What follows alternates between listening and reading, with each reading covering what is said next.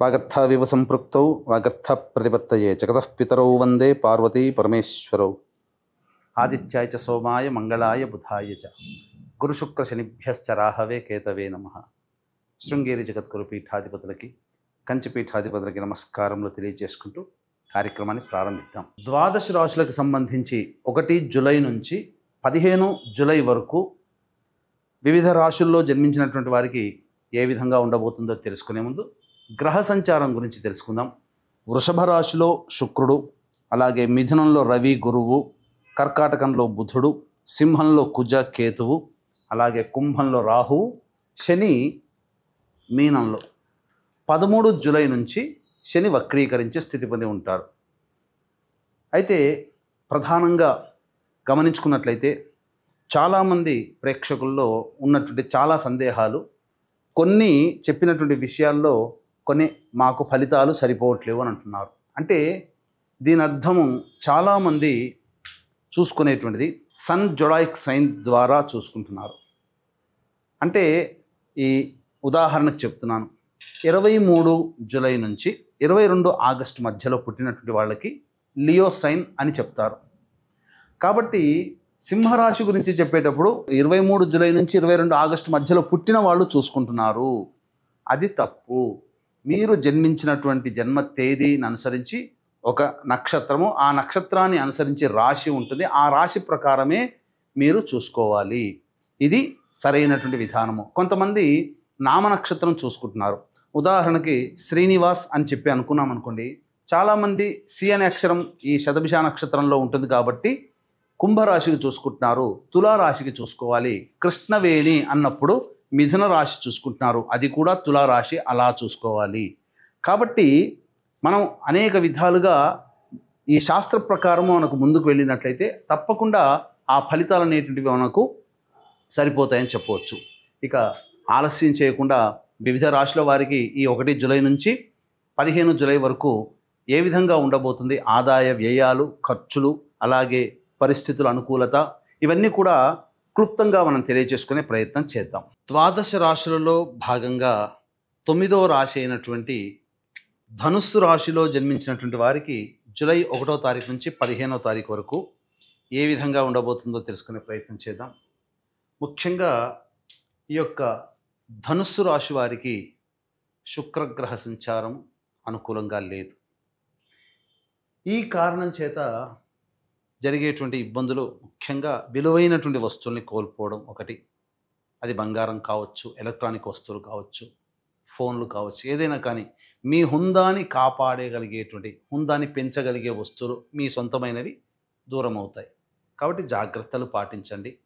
నిర్లక్ష్యం వద్దు ఏ దానిపైన కానీ. ముఖ్యంగా స్త్రీలతో కానీ, ఇంట్లో ఉన్నటువంటి మహిళలతో కానీ, అనగా భార్య, తల్లి, చెల్లి, అక్కయ్య, వీళ్ళందరితో కానీ చాలా మృదువుగా సంభాషణ చేయండి, ప్రేమగా మాట్లాడండి, వాగ్వివాదాలు పెట్టుకోకండి. ఎందుకంటే అనవసరమైనటువంటి వివాదాలు పెరిగే అవకాశం ఉంటుంది. కాబట్టి జాగ్రత్తలు పాటించండి. ముఖ్యంగా భోజన విషయంలో కూడా జాగ్రత్తలు పాటించాలి. అధికముగా అంటే జీర్ణమయ్యే ఆహారమే తీసుకోండి. ఆహార విషయంలో కొన్ని ఇబ్బందులు పడాల్సినటువంటి పరిస్థితి, అజీర్తితో ఇబ్బందులు పడే అవకాశం ఉంటుంది. ఇక గురుగ్రహ సంచారము అనుకూలంగా ఉన్నటువంటి కారణం చేత ఇది వరకు ఏదైనా పనులు ఆగిపోయి ఉంటే అవన్నీ కూడాను పెద్దల యొక్క సహాయ సహకారాలతో ఆ పనులని పూర్తి చేసుకుంటారు. ముఖ్యంగా ధనపరమైనటువంటి సమస్యలు తీరుతాయి, రాని బాకీలు వసూలవుతాయి. దైవ కార్యక్రమాలు, కుల పెద్దలు, మత పెద్దలను, పీఠాధిపతులని సందర్శించే అవకాశం ఎక్కువగా ఉంటుంది. ఇక రవి సంచారము సామాన్యమైనటువంటి పరిస్థితి. ముఖ్యంగా పెద్దలతో, అనగా హయ్యర్ అఫీషియల్స్తో కొంత వాగ్వివాదాలు, విభేదాలు వచ్చే అవకాశం ఉంది. కాబట్టి జాగ్రత్తలు పాటించండి. ఈ యొక్క బుధగ్రహ సంచారము అనుకూలంగా ఉన్నటువంటి ఈ కారణం చేత ప్రధానంగా ఏదైనా పెట్టుబడులు పెట్టినప్పుడు వాటికి సంబంధించినటువంటి ఆ పెట్టుబడులకి లాభాలు మీరు పొందుతారు. ధనపరమైనటువంటి సమస్యలు తీరుతాయి. అలాగే పెండింగ్లో ఉన్నటువంటి పనులన్నీ కూడాను పూర్తి చేసుకోగలుగుతారు. కుటుంబ సభ్యులతో సంతోషంగా గడుపుతారని చెప్పవచ్చు. అన్ని విధాలుగా సౌఖ్యము అనేటువంటిది ఉంటుంది. ఇక కుజ కేతు యొక్క సంచారము మీకు ప్రధానంగా సింహరాశిలో సంచారం చేస్తున్నటువంటి ఈ కారణం చేత కొంతవరకు సమస్యలు, ముఖ్యంగా ఆస్తి సంబంధమైనటువంటి విషయాలు కానీ, లేదా మీరు సంపాదించుకున్నటువంటి సొమ్ము విషయంలో కానీ ఆందోళన చెందే అవకాశం ఉంటుంది. రావాల్సినటువంటి సమయం, డబ్బులు సకాలానికి రాకపోవడం ఈ కారణం చేత కొంత ఆందోళన పడతారు. కాబట్టి జాగ్రత్తలు పాటించండి. దైవానుగ్రహాన్ని పొందే ప్రయత్నం చేయండి. రాహు యొక్క సంచారము అనుకూలంగానే ఉంది. కావున అనుకోని సంఘటనలు, అనుకోని వ్యక్తులు మీకు సహాయ సహకారాలు జరగడం, తద్వారా మీకు అనుకూలంగా ఉండేటువంటి పరిస్థితి ఉంటుంది. ఇక అర్ధాష్టమ శని దోష ప్రభావము ఈ యొక్క ధనుస్సు రాశి వారికి ఇబ్బందిగానే ఉంటుందని చెప్పవచ్చు. చేస్తున్నటువంటి వృత్తి, ఉద్యోగ, వ్యాపారాల్లో కొంత నష్టములు, ముఖ్యంగా కింది స్థాయి ఉద్యోగస్తులు సహకరించకపోవడం వల్ల నష్టములు పొందే అవకాశం ఉంటుంది. అయితే 13వ తారీఖు నుంచి శని వక్రీకరించినటువంటి కారణం చేత ఆ మార్పులు కూడా కొంత పాజిటివ్గా 9వ తారీఖు నుంచి మీకు కనబడుతుంటాయి. కాబట్టి ఈ అర్ధాష్టమ శని దోష ప్రభావం నుంచి 9వ తారీఖు నుంచి బడిబడిగా 13వ తారీఖు నుంచి చాలా మటుకు బయటపడతారని చెప్పవచ్చు.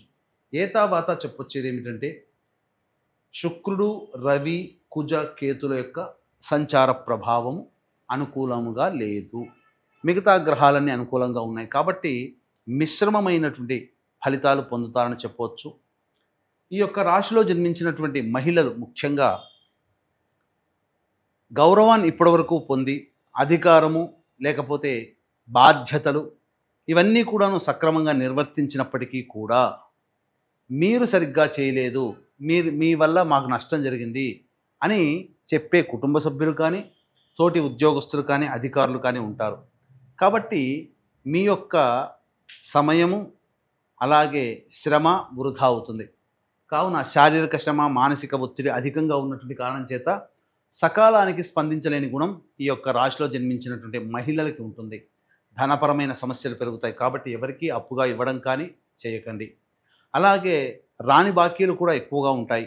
కావున జాగ్రత్తలు పాటించడం, ముఖ్యంగా ధనపరంగా మీ యొక్క బాధ్యతల్ని వాగ్దాన రూపంలో ఎవరికి కూడాను ఇవ్వకండి. ధనాన్ని, బాధ్యతల్ని ఇవ్వకండి. తద్వారా చాలా మటుకు సేఫ్ సైడ్లో ఉంటారని చెప్పవచ్చు. ఈ రాశిలో జన్మించినటువంటి విద్యార్థులకి చక్కటి ప్రతిభ కనబరచడం, తద్వారా కోరుకున్నటువంటి విద్యా సంస్థలలో సీట్ లభించడం ఆనందంగా జరిగిపోతాయి.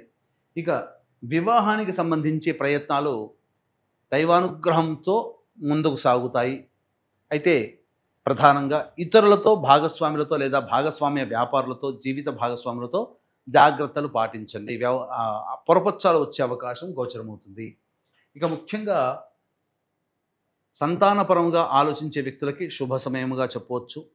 చక్కటి సంతాన వార్త వింటారు. అన్ని విధాలుగా అనుకూలంగా ఉంటుంది. ఏతావాత చెప్పొచ్చేది ఏమిటంటే, ఈ యొక్క ధనుస్సు రాశిలో జన్మించినటువంటి వారికి మిశ్రమ ఫలితాలు పొందుతారని చెప్పవచ్చు. ఏదైనా దైవానుగ్రహం అందరికీ తప్పనిసరి. ఇట్టి దైవానుగ్రహం అందరికీ అందించాలనేటువంటి ఒక సదుద్దేశంతో ఈ వారాహి నవరాత్రుల సందర్భంగా మీ జాతకరీత్యా కలుగు విద్య, వివాహ, ఉద్యోగ, దాంపత్య, అనారోగ్య సమస్యల నివారణకి, అలాగే కోర్టు సమస్యలు, శత్రు సమస్యలకి, ముఖ్యంగా గృహ సమస్యల నివారణకి 9 వారాహి దేవతల యొక్క హోమాది కార్యక్రమాలతో పాటుగా మేష, మిథున, కర్కాటక, సింహ, కన్య, వృశ్చిక, ధనుసు, కుంభ, మీన రాశుల్లో జన్మించినటువంటి వారికి శనిదోష నివారణ పూజలు, హోమాలు అనేటివి జూలై 5వ తారీఖు స్వాతి నక్షత్రము దశమి తిథితో కూడుకున్నటువంటి రోజున, అద్భుతమైన రోజు. ఆ రోజున సాయంత్రం 7 గంటలకి కార్యక్రమాలు ప్రారంభమవుతాయి. జూలై 5 సాయంత్రం 5 గంటల లోపల మీ గోత్రనామాలు నమోదు చేసుకోవచ్చు. ఈ కార్యక్రమంలో నమోదు చేసుకున్నటువంటి వారికి శక్తిపాతము చేయబడినటువంటి శంకరంగులి మాలని ఇవ్వడం జరుగుతుంది. ఇక జూలై 1వ తారీఖు నుంచి 15వ తారీఖు వరకు ఈ రాశుల్లో జన్మించినటువంటి వారికి, అనగా ధనుస్సు రాశిలో జన్మించినటువంటి వారికి రోజువారీ దైనందిన జీవితం, ఆదాయం, ఖర్చులు ఎలా ఉంటాయో తెలుసుకునే ప్రయత్నం చేద్దాం. 2, 3, 4, 5, 6 తేదీలలో ధనపరమైన సమస్యలు తీరుతాయి. ఉద్యోగపరంగా బాధ్యతలు పెరుగుతాయి. అన్ని విధాలుగా అన్ని రంగాలలో ఉన్నటువంటి వారికి చక్కటి శుభ సంకేతాలు ఏర్పడబోతున్నాయి. ఖర్చుకు మించిన ఆదాయం లభించడం ద్వారా మంచి సంతోషంతో గడుపుతారు. విందులు, వినోదాల్లో పాల్గొంటారని చెప్పవచ్చు. 7, 8 తారీఖుల్లో చూసుకున్నట్లయితే ఖర్చులు అధికంగా ఉంటాయి. అనవసరమైనటువంటి ప్రయాణాలు, వేళకి భోజనం చేయలేకపోవడం, నిద్ర పట్టకపోవడం, ప్రతి పనులలో ఆటంకాలు ఎదురవ్వడం ఇలాంటివి జరుగుతాయని చెప్పవచ్చు. 9, 10, 11 తేదీల్లో పెండింగ్లో ఉన్నటువంటి పనులని పూర్తి చేసుకుంటారు. అలాగే పాత స్నేహితుల్ని కలుసుకునే అవకాశం ఉంటుంది. సంతోషంగా గడుపుతారు. ఆదాయం కూడా చాలా చక్కగా ఉంటుంది. 12, 13 తేదీల్లో కుటుంబ సభ్యులతో వాగ్వివాదాలు పెరుగుతాయి. కావున అన్ని విధాలుగా యోగదాయకంగా ఉండని పరిస్థితి. ధనము కూడా ఖర్చు అధికంగా ఉంటుంది. అలాగే మనస్సు ప్రశాంతంగా ఉండదు. ఏదో ఒక ఇబ్బంది తొలిచివేస్తుంది. తండ్రి తరపు వారితో విభేదాలు ఏర్పడే అవకాశం ఉంటుంది. 14, 15 తేదీల్లో రాని బాకీలు వసూలవుతాయి. అన్ని విధాలుగా అనుకూలంగా ఉంటుంది. ముఖ్యంగా ఈ యొక్క కింది స్థాయి వాళ్ళు సహకరించినటువంటి కారణం చేత మీకున్నటువంటి సమస్యలన్నీ కూడాను పూర్తి చేసుకునే వెసులుబాటు కలుగుతుంది. ఆదాయం చక్కగా ఉంటుందని చెప్పవచ్చు. తర్వాత చెప్పొచ్చేది ఏమిటంటే 7, 8, 1, 7, 8, 12, 13 ఈ తేదీలలో అనుకూలంగా ఉండదు. ఖర్చులు అధికంగా ఉంటాయి కాబట్టి ఖర్చుల శాతాన్ని తగ్గించుకునే ప్రయత్నం చేయండి.